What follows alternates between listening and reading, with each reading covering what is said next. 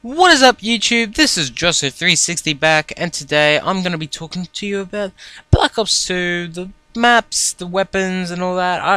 Again, I don't have kind of like specially ready pictures to come across your screen about the maps and all that, but I got some like basic info of what I've been experiencing. I'm going to probably, mostly talk about my experiences with a lot of maps and guns and kill streaks and a lot more through my time with Black Ops 2 and how long I've had it and all that. So anyway, first up you're watching here a gameplay on Drone. This is I think the third most popular map on Black Ops 2 with the MSMC Reflex, Fast Mag and Foregrip, one of my favorite combinations of guns. Now Drone is a great map. Now this is featured in the campaign. This is Northern India, I think it is. Northern India, and this is where you test the claws for the first time. If you don't know what claws are, maybe you haven't played the campaign, and maybe you should because it's a great campaign and all. So anyway, this is great. It's kind of like dome-ish kind of thing, dome-ish outpost kind of thing, because it's the jungle setting with a testing facility, and that's kind of what Outpost was. So it's a modern day version of that. So Dome combined with Outpost, that actually makes a pretty good combination. A lot of people didn't like Outpost, mainly because of snow, but it actually did add a bit of a difference to all the maps. Now, another map, Hijacked. That is probably one of the most favoured maps because it's just different. It's on a boat. And I don't think there's been too many Call of Duty maps where it's been on a boat. That's why I think that is very popular. Now, it has some great rush routes and great graphics. Oh, by the way, all these maps have brilliant graphics. They really paid attention to detail on every single point of graphics that they've put. And so back to Hijacked. The best thing about Hijacked, I think, is actually the underroute. Now, you've got the main boat, but then you can actually go under, past the engine and into the enemy spawn. So like me, as I said, I'm a rusher. So if every time the match starts, I usually actually go straight under there. It actually does work, that rush. Sometimes someone else might rush under there too, but you need to be ready to take that kill when they come out. So if you run extreme conditioning and a submachine gun, you should be right to get there and ready just before they come out of that door. Anyway, so they're the two most popular maps, apart from Nuketown 2025. I reckon that's actually only popular because it was popular with Black Ops. I actually don't fancy it because of its spawning system. Its spawning system is absolute rubbish. It is stupid. I mean, it's a decent map, and I love the map. It's a great layout, but its spawn system really ruins it for me. How you, like, even if an enemy's just waiting for you, you still spawn on the same spot, and it's kind of just stupid. It's just a bit hectic. Maybe in a 2v2 match, a 3v3 match max, so like face-off maps, but and stuff like domination and even ground war and stuff, it's a bit chaotic, and that is just a bit stupid. Anyway, I'm just going to talk about other maps. Now, if you are a hardcore sniper, there are a few maps for you. There's Yemen, there is Cargo, and Drone is a bit of a sniping map. So I'm going to start with Yemen and Cargo. Yemen is more of like a campy sniper map. So you've got a lot of buildings with little holes straight through them, and you're able to like see long range down the map, down your sights, pick off kills like that. And there's a few hard to get places. So that's a really good sniping camping map. It's set in about Yemen, obviously. Also, Turbine, that is a very open map. I mean, you've got one big steel pipe separating half the map, and there's a lot of camping outposts and stuff.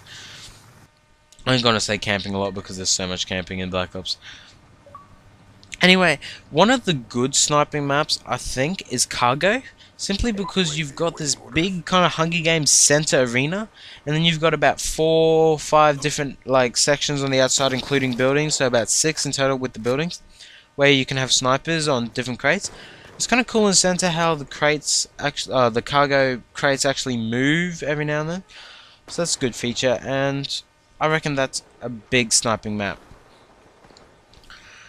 Other than that, there's not much else. The bad maps, I would have to say, I don't know its name, but it's the one set in Pakistan.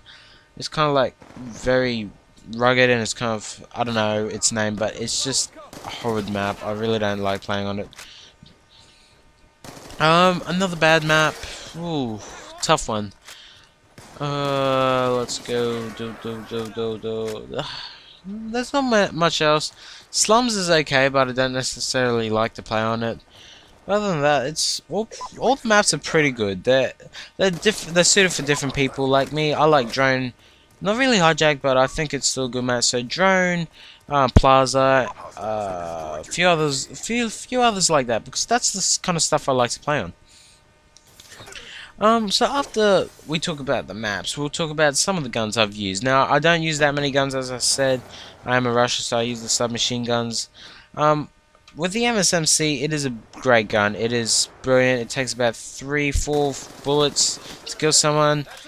And I really actually do recommend, if you put rapid fire on this, add a full grip, add, I don't know, something to cushion that, because there's a lot of recoil when you add rapid fire to it. Now here I've added a full grip without rapid fire, so it's still as good, but I've got a lot more control of where those bullets are going to shoot. Also, that's mainly, I've used some snipers. The DSR looks to be the MSR of Black Ops 2, because a lot of people are using it. I reckon the Ballista might come up there, but anyway. And just before I go now, I'm just going to give you a quick update on the Control Freaks. These guys are great. Now, I'm not going to probably do a full review of them, because I can't really review them, because they're personal preference really. But overall, I'm really happy with how these Control Freaks have turned out. They've really helped my game step up. I don't know, they're like raising your sensitivity, but they're not. I don't know how I can make sense of that. Like, when you raise your sensitivity in the game, it's just crazy. Like, you go wacko in the game. But when you put the Control Freaks on, it feels like you have a lot more control over your sensitive movements, and that's really good. One thing it is really like bugging me for is when you need to make like the tiniest little adjustment at long range. If you're, I don't know, hard scoping down cross map with the sniper, just that little bit, it's a bit hard.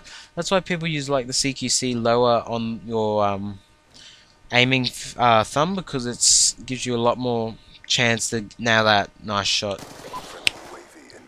But other than that, the game's about to wrap up now. I hope you really enjoyed anything I've said. Take it on board. Comment down below what's your favorite map, why, if you would like.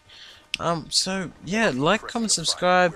Make sure you check out my other videos, because I'm sure I have a lot better content than what I have now, or what I've posted this. There's a lot more variety. Minecraft, PvP survival. I'm starting up a new other series later, kind of near the end of this year, with Mr. Block when he comes back from holidays, and all that. So be sure to stay tuned for anything from Ajusto as I teabag that guy, and yeah, I'll see you in the next video, guys. You can just watch the rest of the gameplay if you would like, and bye.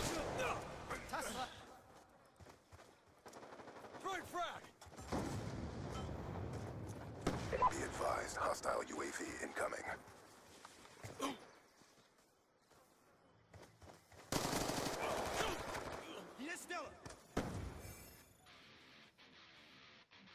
Good job, SEALs. Stand by for further orders.